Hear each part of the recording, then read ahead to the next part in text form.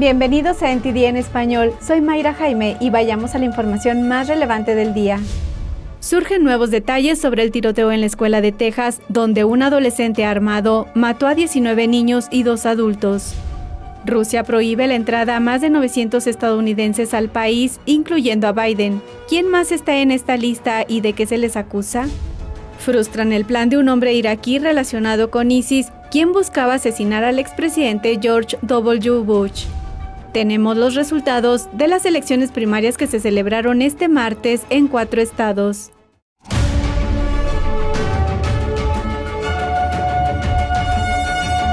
Nuevamente bienvenidos a NTD en español. Muchas gracias por acompañarnos y comenzamos. Al menos 19 niños y 2 adultos murieron después que un joven armado abriera fuego ayer en una escuela primaria de Texas. Muchos más resultaron heridos antes de que las fuerzas policiales dispararan y mataran al sospechoso. Tenemos la información. Apenas 2 días antes del último día de clase, un adolescente armado convirtió esta escuela primaria de Uvalde, Texas, en una escena del crimen. Un funcionario de la escuela pidió el apoyo de la oración.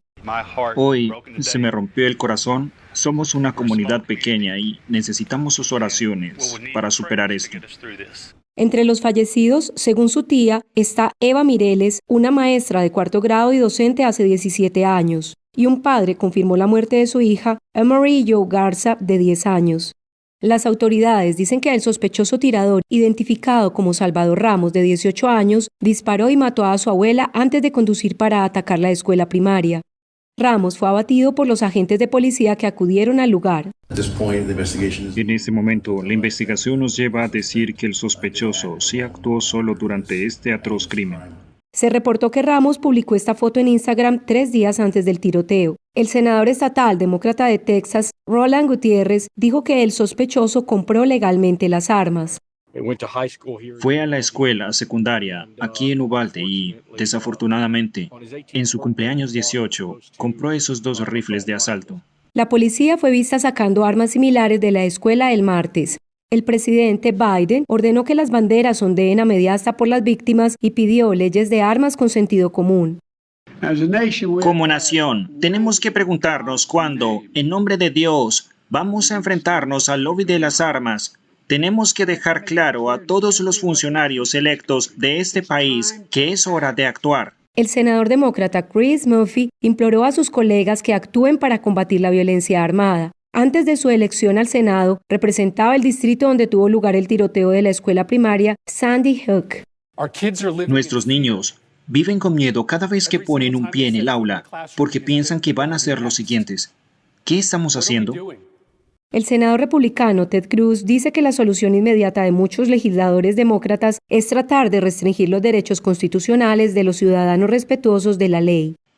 Eso no funciona, no es efectivo, no previene el crimen. Sabemos lo que sí previene la delincuencia, que es perseguir a los delincuentes y a los fugitivos y a los que padecen enfermedades mentales graves, deteniéndolos, persiguiéndolos cuando intentan comprar ilegalmente armas de fuego. Las autoridades siguen buscando el móvil del ataque. El tiroteo conmocionó a la ciudad de Uvalde. Mientras la noticia se extendía por la comunidad, los padres de los alumnos de la escuela primaria Rove seguían esperando ansiosamente para poder identificar a sus hijos. Aquí tenemos la información. El mortal tiroteo en la escuela de Uvalde sumió a la pequeña ciudad de Texas en el horror y el dolor. No puedo imaginar pasar por eso con uno de mis nietos.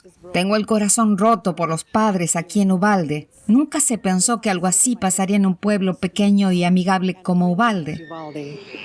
Tras la tragedia, el distrito escolar anunció en Facebook que los alumnos de la escuela primaria Robb fueron trasladados a un centro cívico. Los padres acudieron en masa a reclamar a sus hijos o a identificar a las víctimas. Se les pidió que proporcionaran ADN. A última hora de la tarde, todavía había algunos llorando y rezando en el exterior a la espera de más novedades.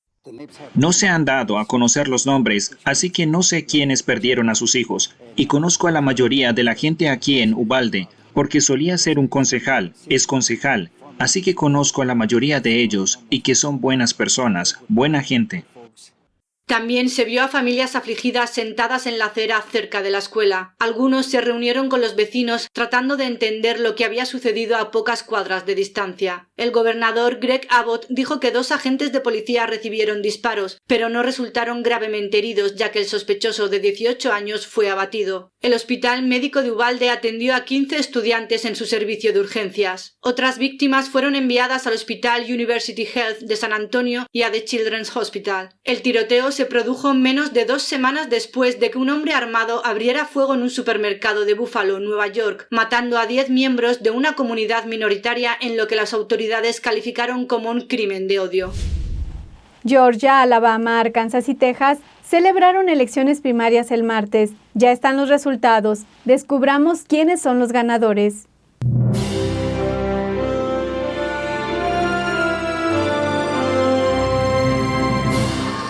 El actual gobernador Brian Kemp es el ganador de las primarias republicanas para gobernador de Georgia. Kemp gana con una mayoría de votos del 73% sobre su oponente apoyado por Trump, el ex senador estadounidense David Perdue, según las proyecciones de Edison Research. Esta noche, gracias a su apoyo, los republicanos de Georgia acudieron a las urnas y respaldaron por abrumadora mayoría 4 años más de nuestra visión para este gran estado. Perdue reconoció la derrota ante Kemp poco después del cierre de las urnas el martes.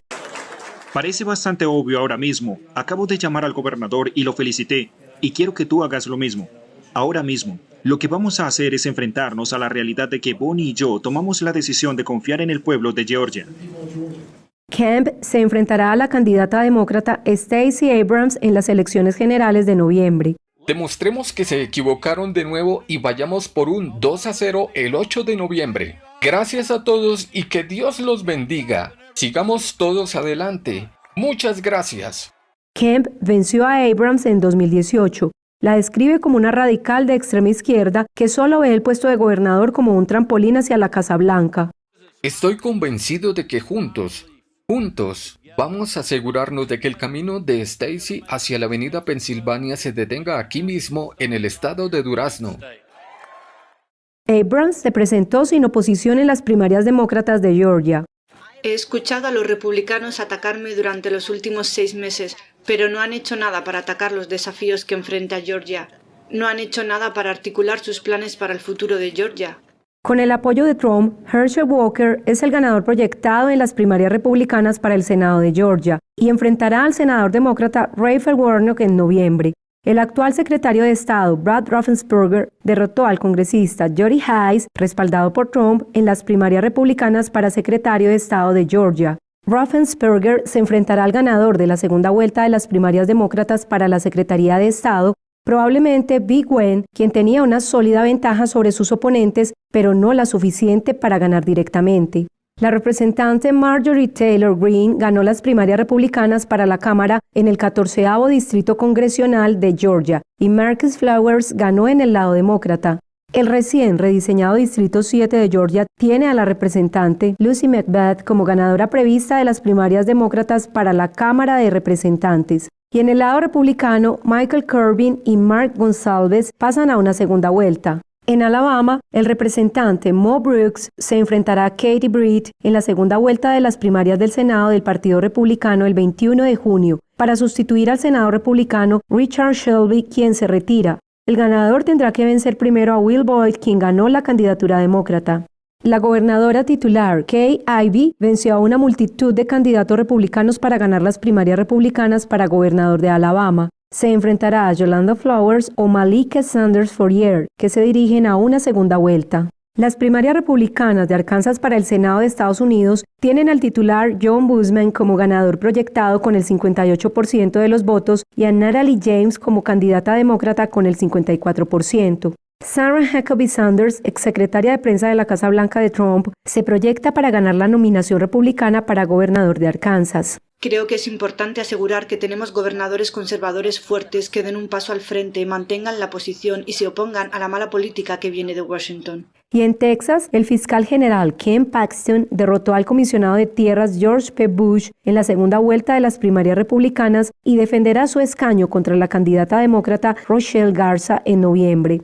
El representante Henry Cuellar de Texas se enfrentó al aspirante progresista Jessica Cisneros en la segunda vuelta del Partido Demócrata para el Distrito 28. Cuellar declaró la victoria, pero Cisneros dice que el resultado está demasiado reñido. El ganador se enfrentará a la candidata republicana Cassie García. El ambiente político se vuelve cada vez más favorable a los republicanos en el periodo previo a las elecciones intermedias de noviembre. Según un sondeo de opinión de Reuters realizado el martes, el índice de aprobación del presidente Joe Biden cayó al 36%, el nivel más bajo de su presidencia, lo que refleja la preocupación de los votantes por el aumento de la inflación.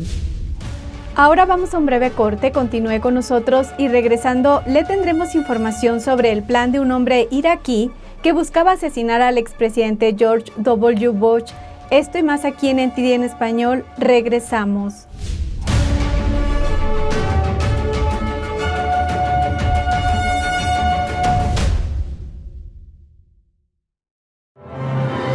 Por fin, la espera ha terminado.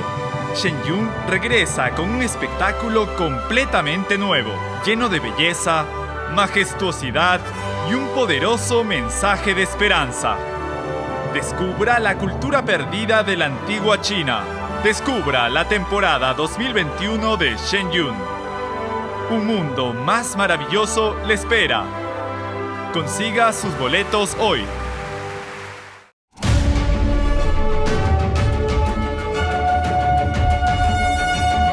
Un hombre iraquí viajó a Dallas el pasado mes de noviembre, supuestamente con intención de matar al expresidente George W. Bush.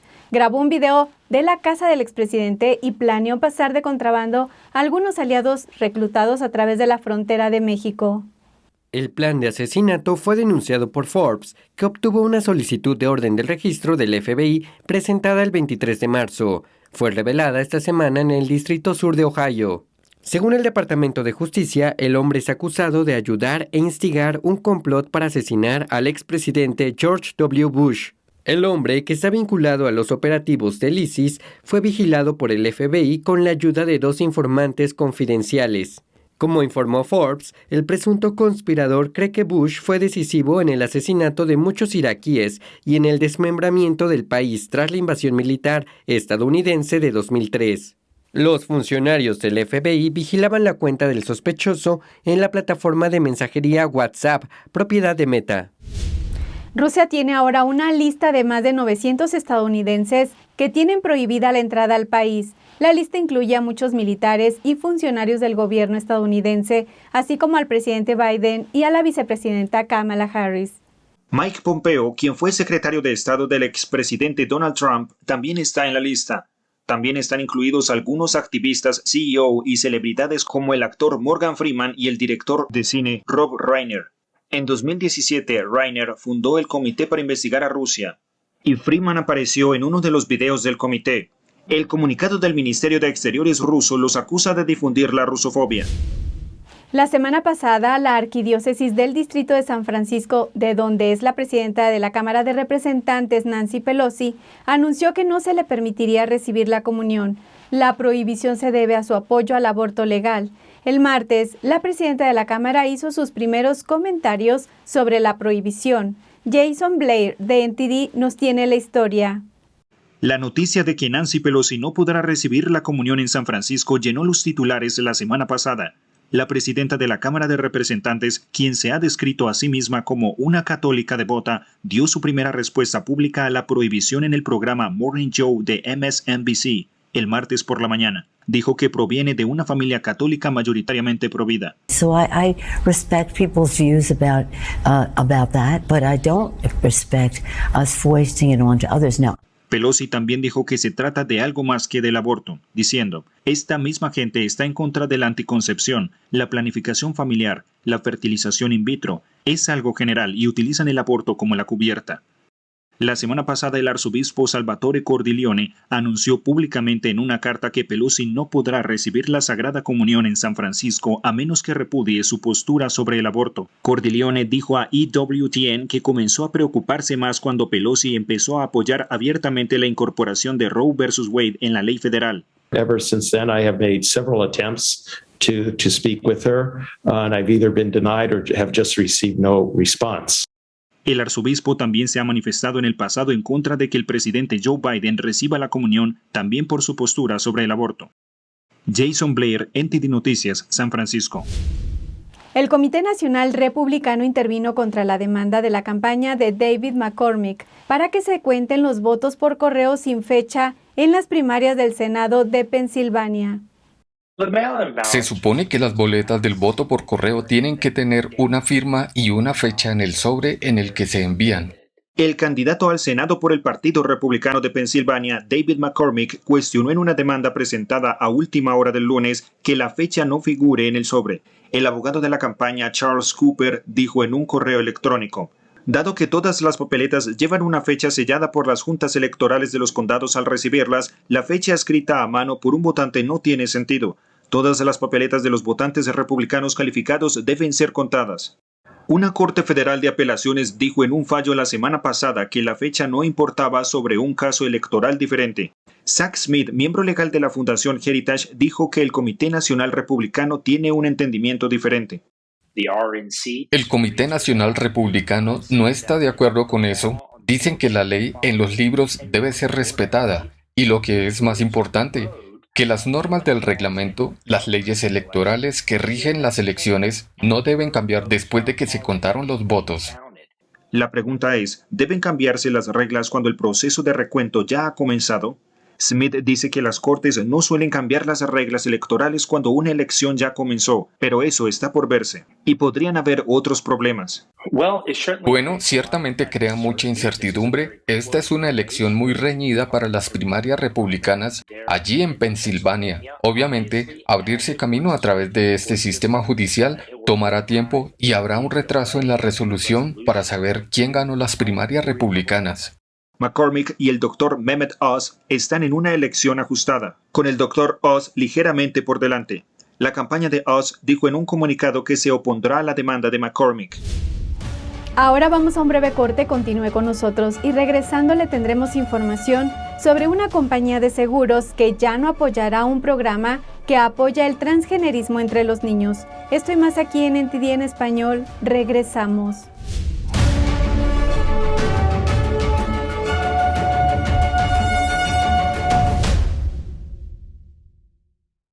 Bienvenidos al episodio de hoy, soy Elina Villafañe. Según nuevos informes sobre la efectividad de las vacunas, afirman que... Comencemos hablando sobre las últimas elecciones. Hay investigaciones que confirman que hubo... Varias investigaciones comprueban que el origen del virus es el laboratorio de... Bienvenidos al episodio de hoy, soy Elina Villafañe.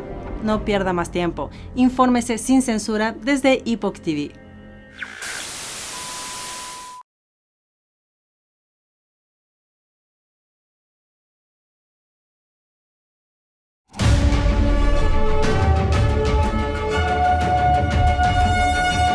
State Farm, la mayor compañía de seguros para el hogar de Estados Unidos, dice que ya no apoya un programa que promueve el transgenerismo entre los niños.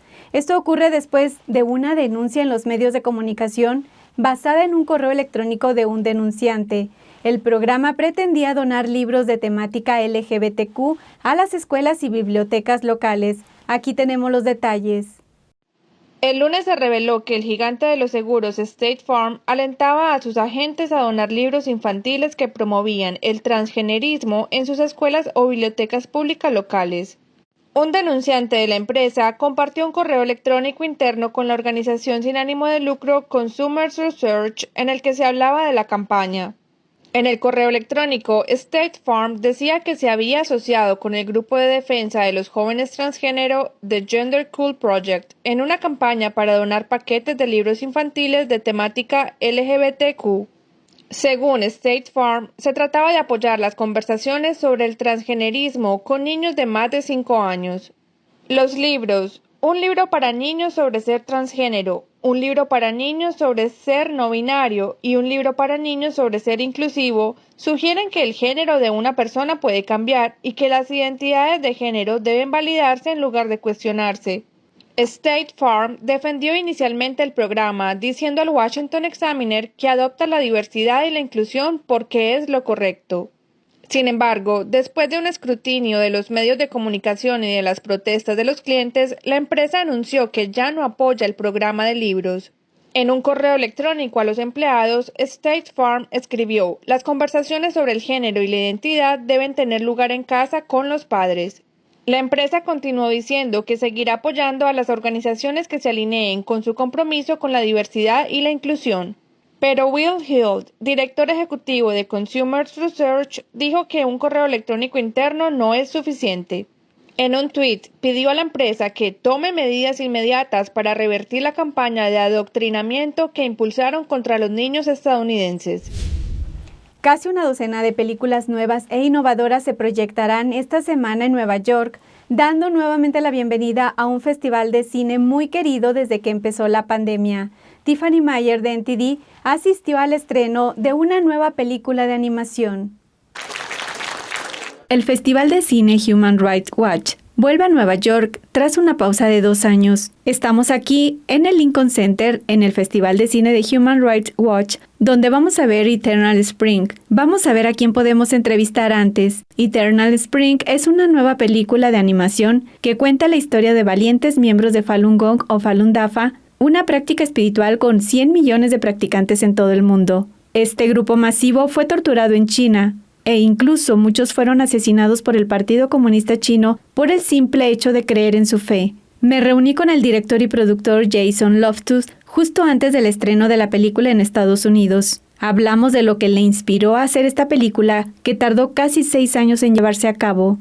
Tomé la iniciativa en realidad por la gente que he visto salir de China, y lo que presencié fue gente que estaba dispuesta a sacrificar mucho más de lo que yo afrontaba para poder decir la verdad frente a la injusticia. Y pensé que si no hacemos lo mismo con la libertad que tenemos aquí, entonces podríamos lamentarlo a largo plazo. Así que creo que es importante que usemos la libertad que tenemos para hablar, y afortunadamente creo que hay mucha gente que está de acuerdo con eso. Loftus es también el director general de su propio estudio de juegos, produciendo videojuegos cuya popularidad ha crecido en todo el mundo, incluida China. Pero mientras producía Eternal Spring, el régimen chino ejerció una inmensa presión sobre su negocio, intentando impedir que estrenara la película. El videojuego que mencioné estaba siendo publicado por Tencent en China, que es una gran empresa de medios de comunicación, pero en medio de la realización de estas películas, el régimen chino se puso en contacto con Tencent y les obligó a cortar los lazos con mi empresa. Pero Loftus y su equipo persistieron y publicaron la película de todos modos. Esta noche se han agotado las entradas en el Lincoln Center, lo que es realmente emocionante. Estoy esperando con ansias.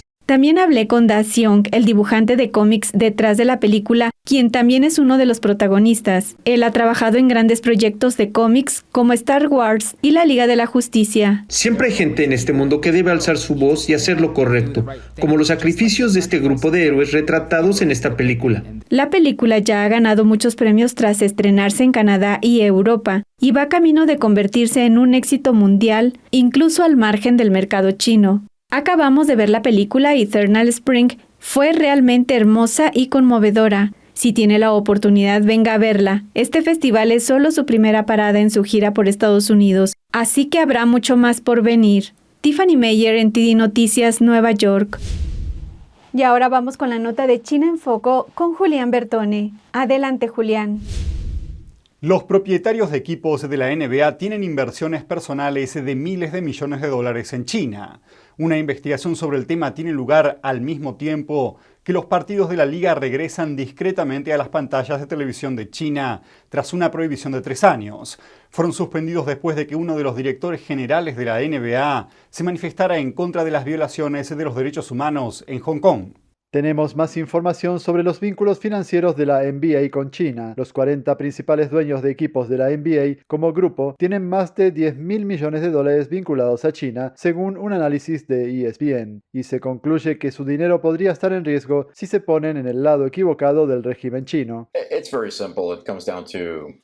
Fred Rocafort es abogado de Harris Brickren, que representa a muchas empresas que hacen negocios en China. Rocafort dice que empresas como la NBA están essentially blinded by the money to such an extent that they're willing to overlook any other consideration. ESPN contrató a Strategy Risk, una empresa que investiga los riesgos de hacer negocios en China, para que investigara a los propietarios de los equipos de la NBA. Strategy Risk dice que el propietario de los Miami Heat, Mickey Arison, tiene más de 375 millones de dólares vinculados a China, en parte a través de su empresa Carnival Corp, el mayor operador de cruceros. Los ciudadanos chinos representaban el 8% de sus pasajeros antes de la llegada de la pandemia. El propietario de los Memphis Grizzlies, Robert Pera, es fundador y accionista mayoritario de la empresa tecnológica Ubiquiti, que fabrica la mayoría de sus productos en China. El propietario de los Brooklyn Nets, Choe Tsai, tiene el 53.5% de su patrimonio neto vinculado a China. Tsai es el vicepresidente ejecutivo de Alibaba. El propietario de los Sacramento Kings, Paul Jacobs, tiene una gran participación en Qualcomm, que obtuvo 2/3 de sus ingresos anuales en China el año pasado. Jacobs fue director general de Qualcomm. El propietario de los Houston Rockets, Tillman Fertitta, es el presidente de Londres, que tiene 10 restaurantes en China. Strategy Risk calcula que su exposición total es de 160.3 millones de dólares. El propietario de los Philadelphia 76ers, Joshua Harris, cofundó y posee el 20% de Apollo Global Management, que tiene 3 filiales en Hong Kong y una en Shanghai. Y por supuesto, la marca del propietario de los Charlotte Hornets, Michael Jordan, es muy importante en China.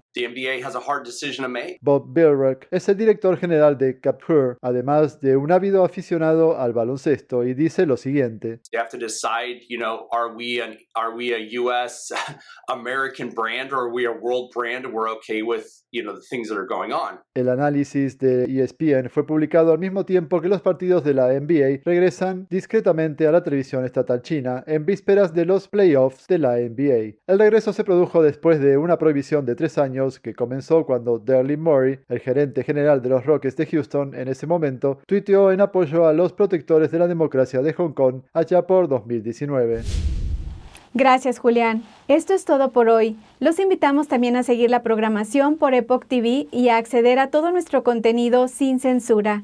Gracias por acompañarnos, que tengan una excelente tarde y nos encontramos en el noticiero de esta noche.